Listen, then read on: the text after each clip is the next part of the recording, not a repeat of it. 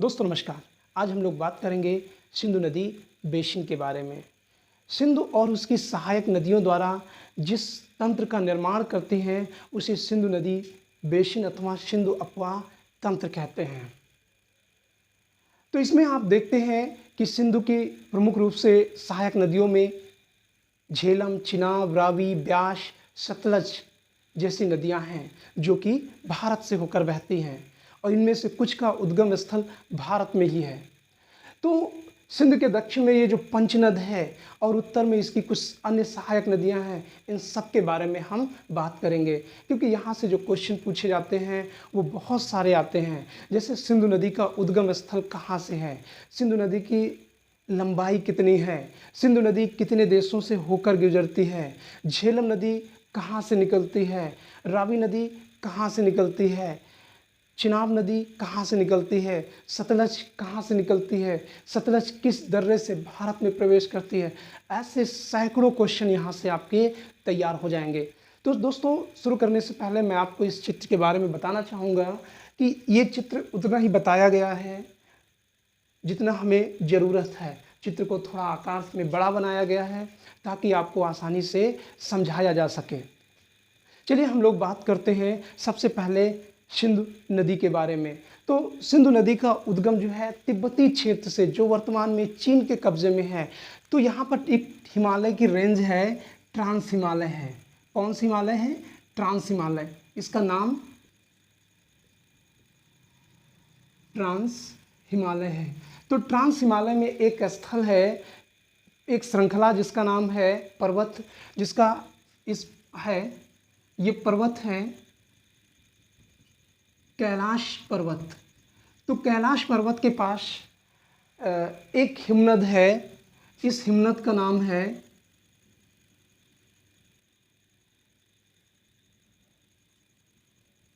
बोखर चू हिमनद और इसकी ऊंचाई जो है लगभग 4164 मीटर है। कितना है?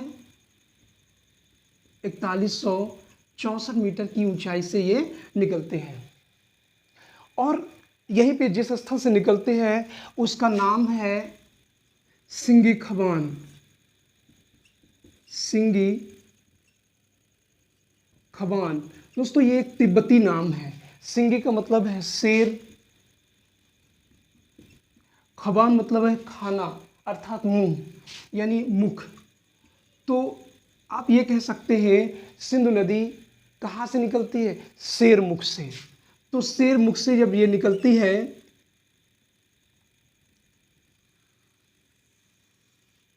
शेर मुख कहाँ से निकलती है? स्थल का नाम है शेर मुख और शेर मुख से निकलकर ये ऐसे बहते हुए जब ये लद्दाख क्षेत्र में आती है तो यहाँ पर दो पर्वत श्रृंखलाएं पड़ती हैं। लद्दाख पर्वत श्रेणी, इसका क्या नाम है? लद्दाख पर्वत श्रेणी। और दूसरी पर्वत श्रेणी है जास्कर।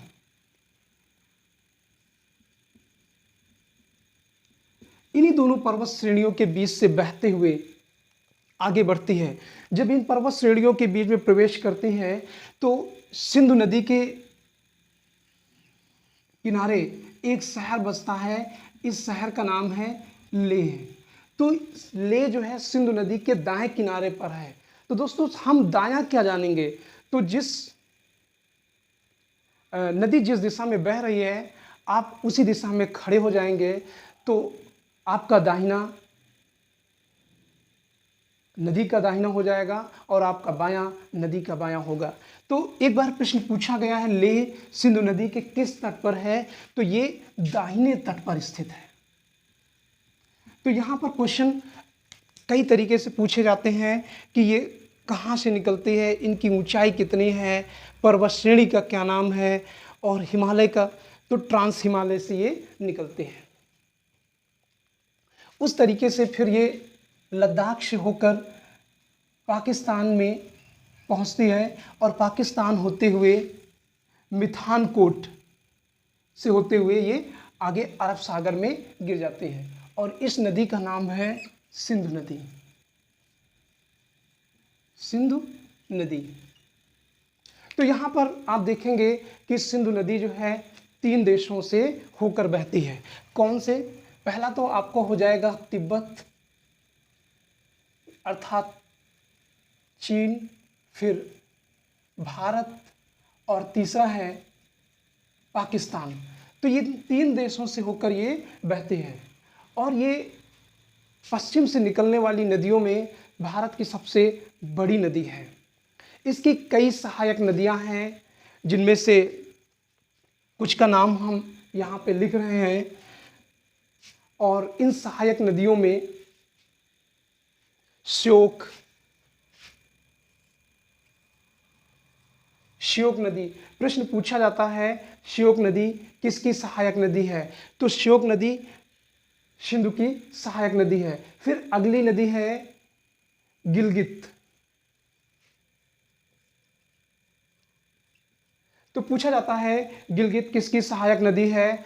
तो गिलगित जो है सिंध की सहायक नदी है। एक नदी का नाम और है, इसका नाम है जास्कर।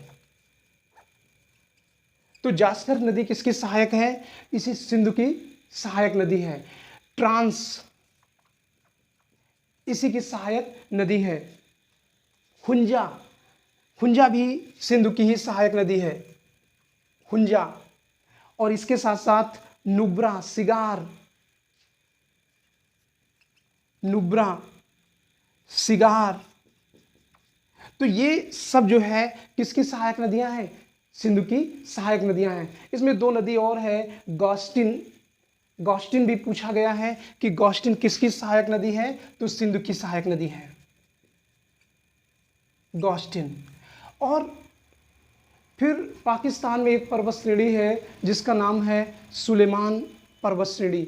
तो सुलेमान पर्वत श्रेणी से कुछ नदियां निकल के आती हैं। यहाँ पर सुलेमान पर्वत श्रेणी है। तो यहाँ पर नदियों में से खुर्रम,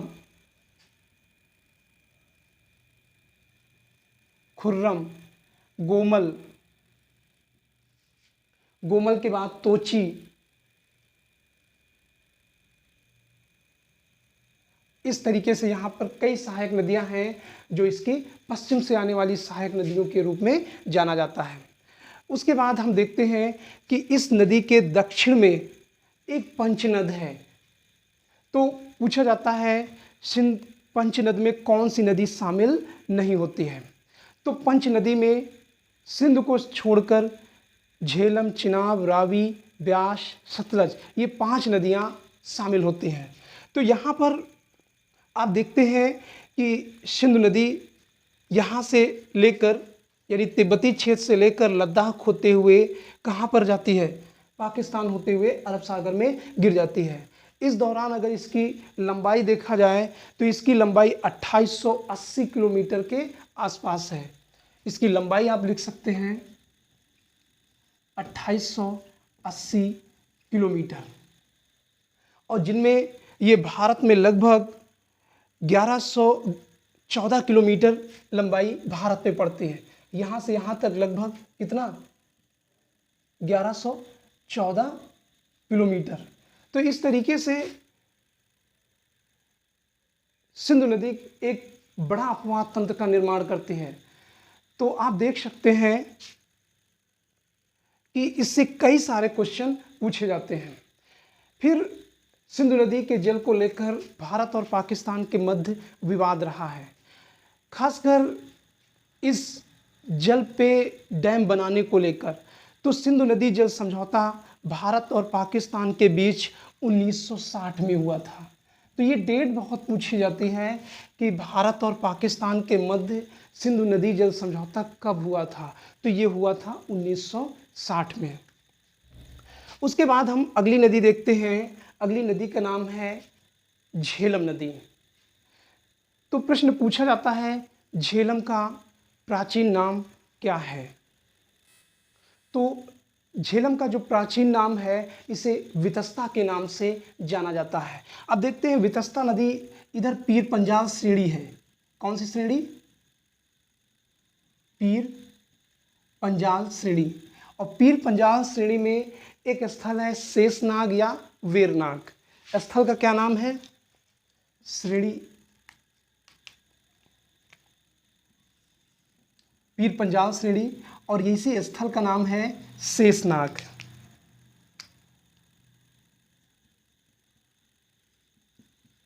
शेषनाग। तो यहीं से ये नदी निकलती है और ऐसे बहते हुए श्रीनगर पहुंचती है। कहाँ पर? श्रीनगर।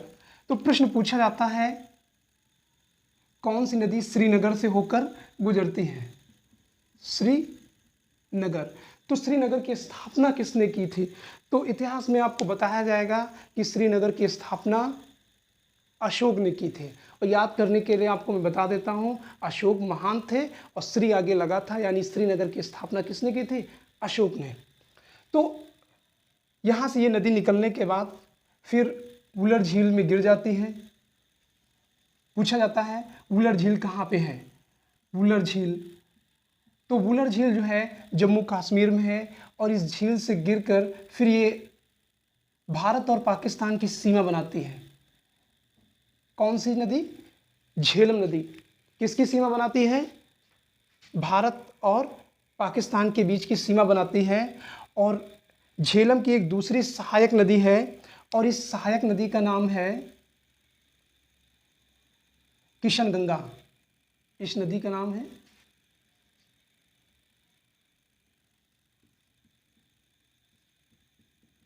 किशनगंगा। और ये कौन सी नदी है? ये झेलम नदी है। तो किशनगंगा पर कई भारत और पाकिस्तान के बीच विवाद रहा है। किशनगंगा को पाकिस्तान में नीलम के नाम से जाना जाता है। पाक में इसे नीलम के नाम से जाना जाता है। और किशनगंगा परियोजना, तुलबुल परियोजना और मंगला परियोजना इसी नदी पर स्थित है। तो इन परियोजनाओं के बारे में हम आगे चल के बात करेंगे, क्योंकि जब एक अगला चैप्टर हमारा परियोजनाओं पर आधारित होगा, क्योंकि यहाँ पर भौगोलिक जानकारी इतनी ज़्यादा कंजेस्टेड हो जाएगी कि बता पाना बहुत मुश्किल हो जाएगा। तो इन परियोजनाओं के बारे में आगे चल के हम बात करेंगे। तो किशनगंगा नदी को लेकर भारत और पाकिस्तान के बीच विवाद रहा है, लेकिन जब ये समझौता अंतर्राष्ट्रीय स्तर पर हुआ, तो इस नदी जल समझौते का जो भारत के पक्ष में इसका जजमेंट आया। तो ये प्रश्न पूछा भी गया है कि नीलम किस नदी का नाम है? तो किशनगंगा नदी का नाम है। और ये जजमेंट किसके पक्ष में आया था? भारत के पक्ष में। फिर एक अगली नदी है चिनाब नदी। चिनाब नदी हिमाचल प्रदेश में जो निकलती है, और हिमाचल प्रदेश से निकलकर ये जम्मू कश्मीर होते हुए पाकिस्तान में झेलम से मिल जाती है। तो चिनाब नदी का उद्गम हिमाचल प्रदेश के बारालाचा दर्रे के पास, बारालाचा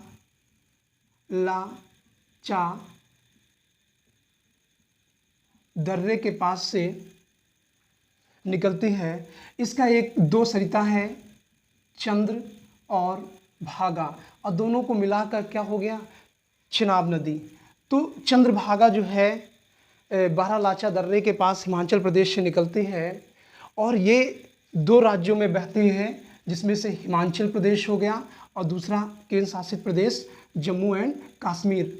जबकि झेलम नदी जो है केवल कश्मीर में बहती है, और सिंधु नदी भारत के केवल लद्दाख क्षेत्र से होकर गुजरती है। तो इस तरीके से इनका जो क्षेत्र विस्तार है राज्यों के संदर्भ में, तो यहाँ पर राज्यों से भी क्वेश्चन पूछे जाते हैं कि ये कहाँ से निकलती है? तो हिमाचल प्रदेश के चंद्र और भागा। और एक प्रश्न पूछा जाता है, इस नदी का नाम है चिनाब नदी। चिनाब का प्राचीन नाम क्या है? तो चिनाब का प्राचीन नाम अस्कनी मिलता है। क्या मिलता है? अस्कनी। और सिंधु की सबसे बड़ी सहायक नदियों में माना जाता है। चिनाब को सिंधु की सबसे बड़ी सहायक नदियों में माना जाता है। उसके बाद फिर हम अगली नदी देखते हैं। हाँ, इस पर कुछ परियोजनाएं हैं, जिनमें से तुलबुल परियोजना, बगलिहार परियोजना, बगलिहार परियोजना, इसमें लिख देते हैं बगलिहार परियोजना। पूछा जाता है प्रश्न कि बगलिहार परियोजना किस नदी पर स्थित है, तो बगलिहार परियोजना जो है चिनाब नदी पे है। फिर प्रश्न पूछा जाता है सलाल परियोजना किस नदी पर स्थित है, तो सलाल भी जो है इसी पे स्थित है, सलाल परियोजना। और इसी पर एक और स्थित है उड़ी परियोजना, उड़ी। तो यहाँ पर 3 परियोजनाएं आपको देखने को मिली हैं, सलाल, बगलिहार और उड़ी परियोजना। और सारी परियोजनाएं बनाई जा रही हैं, चूँकि लगातार जल विद्युत की ज़रूरत पड़ रही है और विद्युत की आवश्यकताओं को पूरा करने के लिए लगातार परियोजना के ऊपर परियोजनाएं बनाई जा रही हैं। तो उसके बाद झेलम, चिनाब, रावी नदी आती है। रावी हिमाचल प्रदेश के रोहतांग दर्रे के पास से निकलती है। रावी नदी ये रोहतांग दर्रा है और रोहतांग दर्रे से रावी नदी निकलती है। तो रावी नदी को प्राचीन नाम परुष्णी नदी है। प्रश्न पूछा जाता है रावी का प्राचीनतम नाम क्या है, तो रावी का प्राचीनतम नाम परुष्णी, तो इसका प्राचीनतम नाम रावी का परुष्णी नदी है, परुष्णी नदी। और ये आगे चल के किसमें, चिनाब नदी में मिल जाती हैं। तो इस तरीके से धीरे धीरे एक पंचनद तैयार होता है। और ख़ास बात ये है कि ये रावी नदी ये 3 राज्यों से होकर बहती है। कौन कौन से, जिनमें से हिमाचल प्रदेश से तो निकलती है, जम्मू एंड कश्मीर की सीमा बनाती है और पंजाब होते बहती है। तो ये 3 राज्यों से होके ये जाती है। बाकी सभी जो है 2 राज्य, 1 क्षेत्र से होकर जाते हैं। लेकिन रावी नदी जो है हिमाचल प्रदेश से निकलकर जम्मू कश्मीर की सीमा बनाते हुए और पंजाब होते हुए ये जाती है। तो इस तरीके से ये आगे रावी नदी चिनाब में मिल जाती है। चिनाब या चिनाब वही नदी है। उसके बाद फिर अगली नदी आती है जिसका नाम है ब्यास नदी। ब्यास नदी, ब्यास रोहतांग दर्रे के पास एक स्थल है ब्यास कुंड, ब्यास कुंड। और ब्यास कुंड से एक नदी निकलती है जिसका नाम है ब्यास, और इसी का प्राचीन नाम विपाशा मिलता है, विपाशा। और यही आगे जो है सतलज में मिल जाती है। सतलज नदी के बारे में देखें तो सतलज नदी इसी क्षेत्र में यानी ट्रांस हिमालय से निकलती है और ट्रांस हिमालय से ये निकलकर ये बहती हुई हिमाचल प्रदेश होते हुए आती है, क्योंकि ये उत्तराखंड है। हिमाचल प्रदेश से बहते हुए ये ब्यास में मिल जाती है। तो प्रश्न पूछा जाता है सतलज नदी का उद्गम स्थल कहाँ है, तो सतलज नदी का उद्गम स्थल ये ट्रांस हिमालय में मानसरोवर झील माना जाता है। कौन सी झील, मानसरोवर। मानसरोवर के पास एक स्थल है राकस ताल या राक्षस ताल, राकस ताल या राक्षस ताल। तो वहाँ से निकलती है। इसे पूर्ववर्ती नदी भी कहा जाता है क्योंकि इसका उद्भव हिमालय के उद्भव से पहले हुआ है। अर्थात हिमालय बीच में उभर रहा था लेकिन ये नदी काट काट के आगे बहती रही है। हिमालय के उद्भव को अवरोध नहीं बन पाया, हिमालय जो है इस नदी का अवरोध नहीं बन पाया। और फिर ये नदी आके हिमाचल प्रदेश और पंजाब में ब्यास नदी मिल जाती है। और फिर ये आगे नदी ये चिनाब में मिल जाती है और फिर आगे जाके सिंधु में मिल जाती है। और जहाँ पर ये पंचनद 1 2 3 4 5 पंचनद ये जहाँ पे मिलते हैं इस स्थल को कहते हैं मिथानकोट। तो प्रश्न पूछा जाता है कि पंचनद सिंधु नदी में कहाँ पर मिलते हैं, तो मिथानकोट पर मिलते हैं। तो इस तरीके से यहाँ पर भाखड़ा नांगल परियोजना जैसी कई सारी चीज़ें आपको देखने को मिलेंगी। तो यहाँ से जो क्वेश्चन बनने वाले हैं काफ़ी विस्तार से बता दिया है, लेकिन फिर भी बहुत सारी जानकारियाँ अभी छूट रही हैं। जैसे परियोजनाएं हैं तो उनको परियोजनाओं में ही डिफाइन किया जाएगा। जल विवाद हैं उनको लास्ट टॉपिक नदी जल विवाद है उस पर भी हम लोग डिस्कशन करेंगे। तो एक एक नदियों के बारे में कि कौन कौन सी नदी के बीच कौन कौन सा जल विवाद रहा है। खैर यहाँ पर जो क्वेश्चन बन रहे हैं आप देख रहे हैं कि बहुत बड़ी मात्रा में पूरा बोर्ड भर गया है। तो शेष आज का टॉपिक यहीं तक रखते हैं। अगली बार हम लोग बात करेंगे गंगा बेसिन के बारे में। तो सिंधु बेसिन ये कैसा रहा, अच्छा लगे दोस्तों मेरे चैनल को सब्सक्राइब ज़रूर करिए, लाइक करिए और अपने दोस्तों को शेयर करिए। Thank you.